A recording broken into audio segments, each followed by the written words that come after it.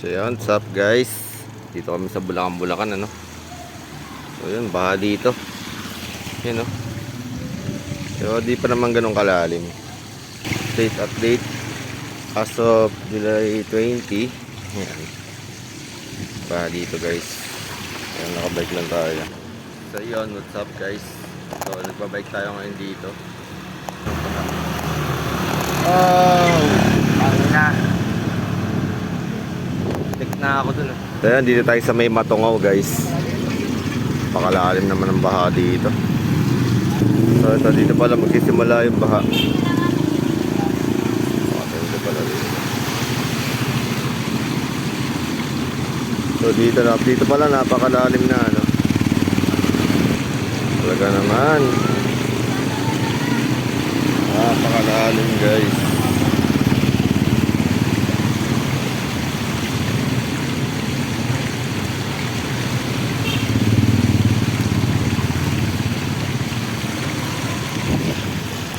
So yun, no, sabi nila magpapakawala pa lang yung dam. Expect natin lalalim pa ito mamaya. So ganito talaga sa bayan namin eh. Talagang lubugin na yung Bulacan. So yun. So syempre yung mga ganitong panahon, ano, ito yung mga pagsubok sa atin eh. Yung baha. Lalo na sa mga motorista, sa mga rider. Yan. And syempre and also sa mga nagko-commute, ano. Siyempre yung mga may trabaho pahirapan pumasok. So dito lang naman tayo, may bibili lang tayo sa mga tindahan ng natin dahil ubusan tayong itlog.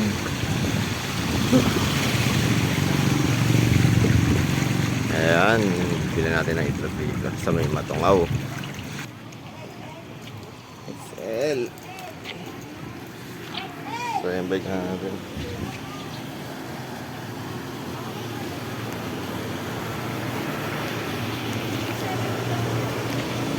Medium lang? Large ba? Sell.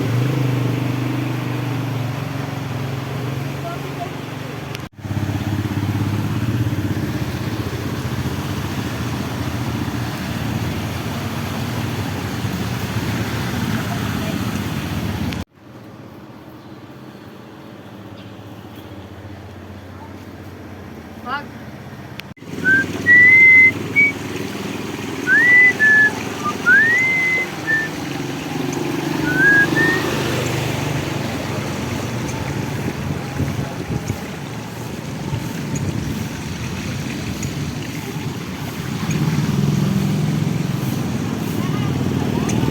Dito kami sa Daang Stasyon sa lugar namin. So doon sa Gawidon kasi baha.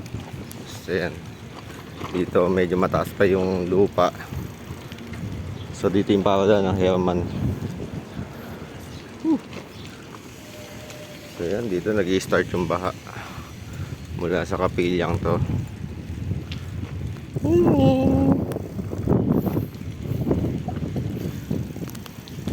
So yun, guys, dito baha, medyo malalim dito. So makita ko sa inyo. Ayan, lubog dito.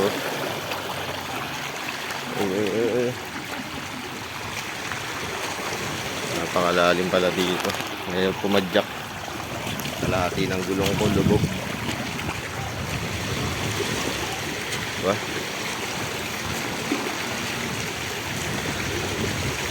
Malalim. Ha? Okay, salapa eh. So yun, lalim dito guys. Palalim ng palalim.